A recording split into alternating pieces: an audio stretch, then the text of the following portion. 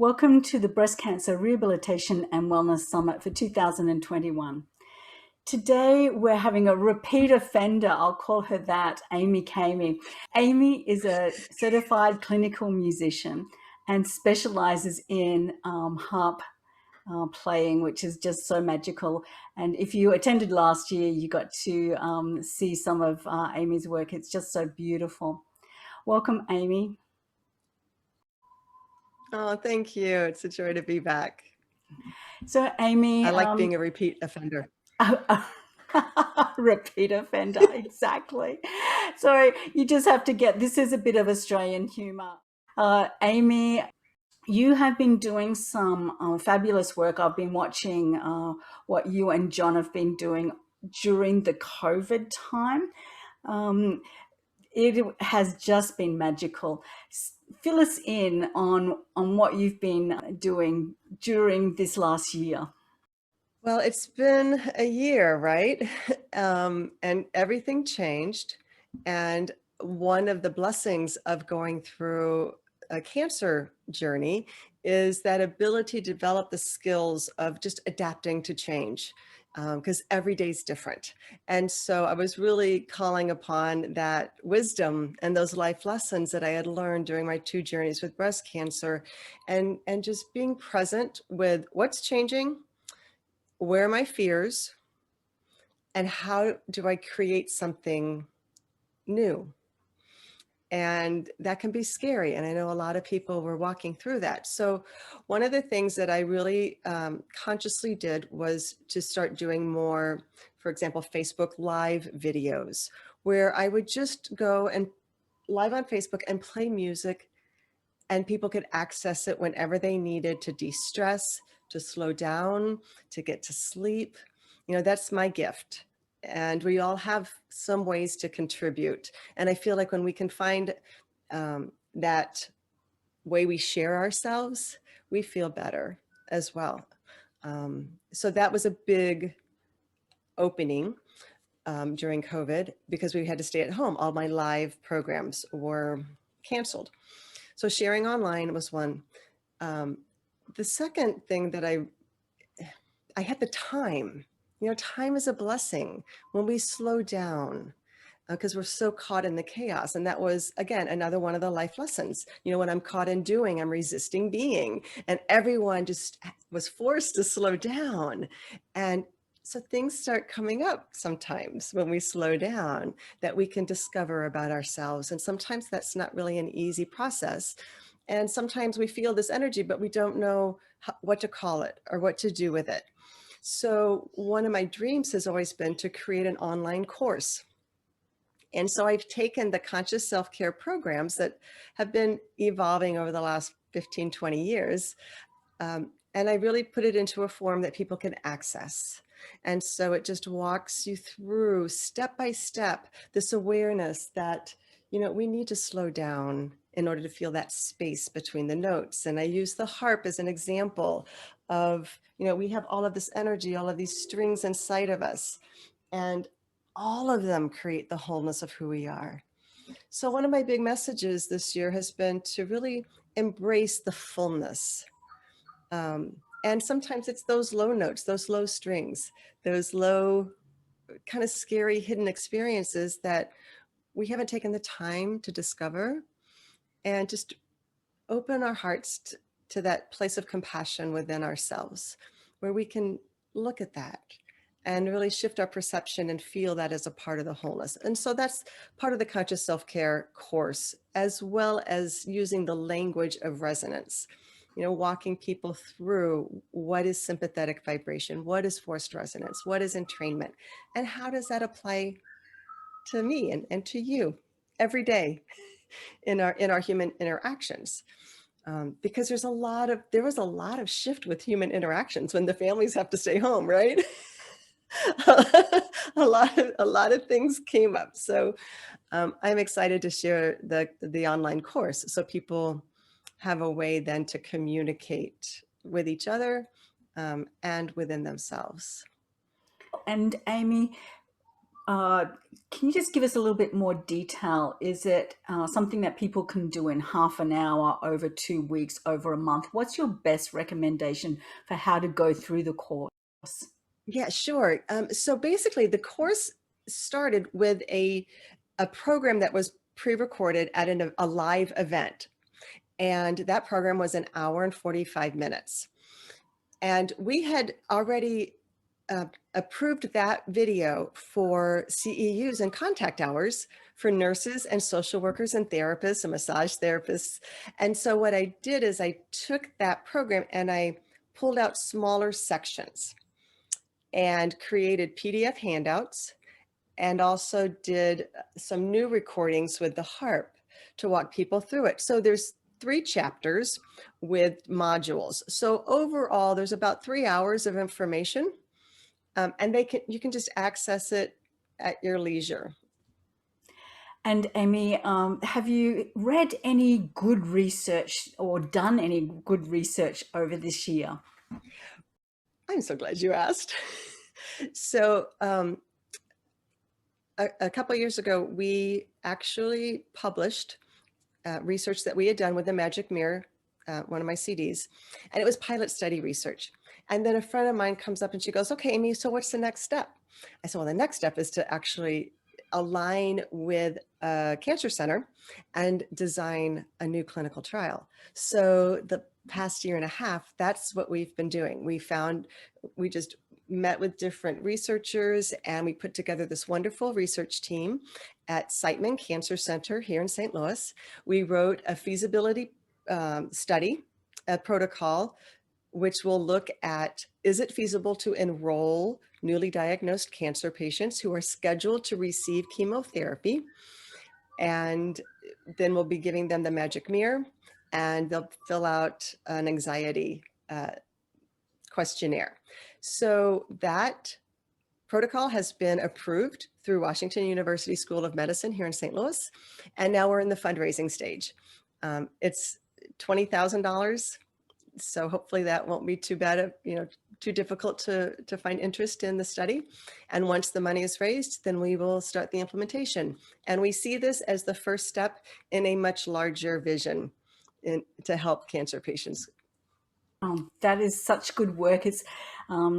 You had the idea. I remember you saying last year that it kind of got shelved for a while, and to actually bring that into fruition is such a great effort. Such a great effort. Um, and I must sneak in the comment that you know it works, Amy. I know. Well, but here's the really exciting piece, okay? Because music and healing is very popular right now. And as someone who there's just this intuitive sense of connection, I guess, because I am a musician and I feel how the music that moves through me is inspired. It's some music comes from my head, some music comes from my heart, some music just shows up and moves through my soul, and here it comes.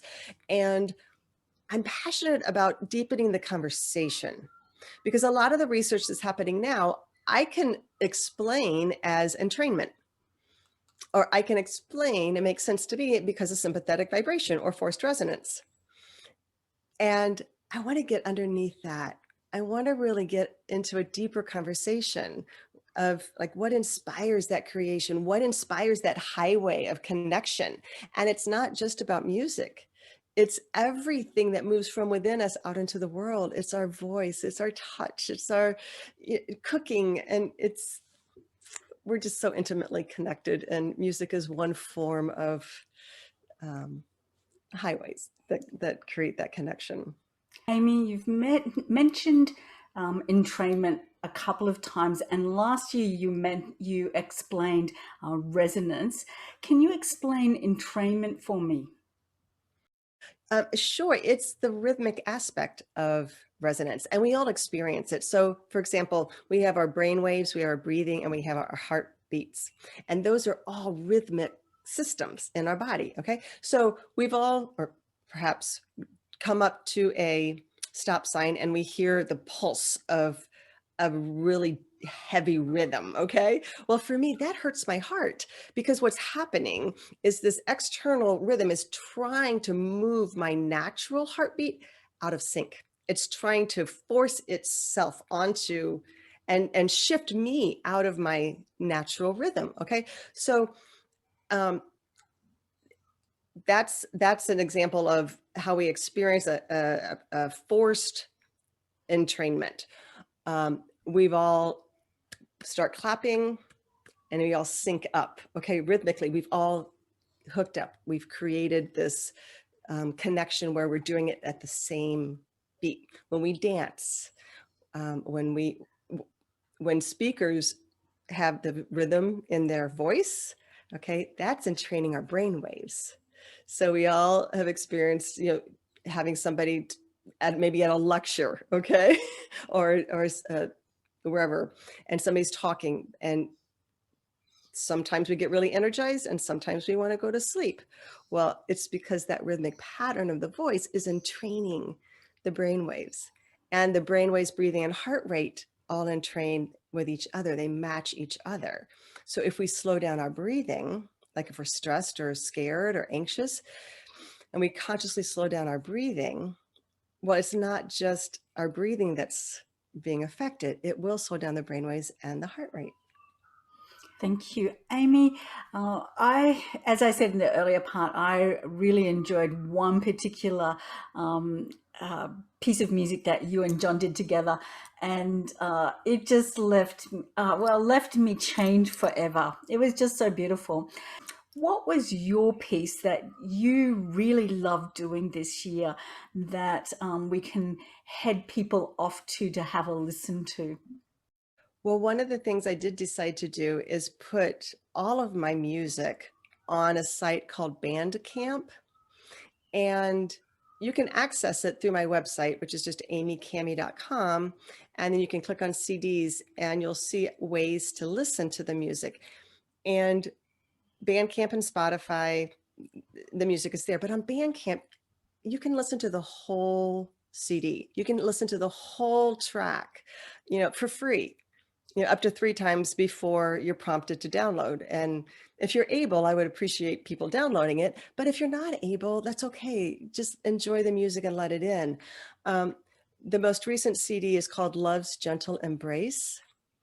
And that is a compilation CD. I went to my other recordings and I pulled out specific tracks that fell under a very specific type of therapeutic music. And a lot of the tracks on that CD, they don't entrain like this, like the rhythmic part. Sometimes we listen to music and it's like, okay, here's the rhythm, here's the beat. Well, there's a type of therapeutic playing called non-rhythmic music, where there's space between the notes. And for me, that's like the breath.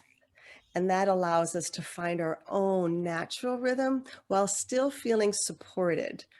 And so that particular CD is beautiful to just feel wrapped in love's gentle embrace. And then also on that Bandcamp is the Magic Mirror. So people can listen to the whole 23 minutes and have that experience. And that's the music that we're doing research with. Amy, is there anything else that we'd like to add in before we close up our conversation? So one of the things that it's coming back around now, to be able to share my cancer journey with others through a lot of different mediums. And I will just share also that my whole journal is on my website that I kept, and it's available for anyone to access whenever you need a little extra support, because I walked my journeys with breast cancer from this perspective that it was a journey to love. It was a journey to remember how to love myself again. So fast forward 10 years, because I was first diagnosed in 2010, December 2010. Woohoo.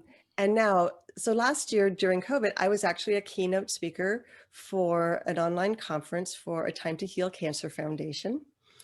And I'm now also facilitating a 3-week course through the cancer support community here in St. Louis. And I'm talking with another group in New York to do a monthly class. So I'm finding that really fun to connect with patients who are currently going through treatment and also who have finished, because that's a scary time too, living with and beyond cancer. So that's another way that I'm sharing the life lessons from my journey. Get me off. I had a car driving past. Amy, that is such a great concept. Are you doing the New York one remotely? Is that how you're? Yes. Yes, and this is an organization who shared the magic mirror for years at their spa day for cancer patients. And we never really met in person. And so COVID gave us this opportunity to Zoom and to meet. And I'm actually also doing live harp music and yoga classes through them. So yeah, it's really opened up this beautiful collaboration. And that's what I feel this year is all about, really collaborating on a larger scale, because we can now. I just want to thank you for everything that you contribute to the world. I mean, this is such a heart-centered, compassionate collaboration. Um, and I'm honored to be part of it. Thank you so much for helping me bring my gifts to the world. And I am so excited to share your gifts with the world. The generosity and the dedication of people on this program is just magical too, Amy. So thank you so much. Also, we'll put your Facebook link with this information, the Bandcamp link, and the link for your training, online training program. Oh, thank you. Yeah, thanks so much, Amy. You're welcome.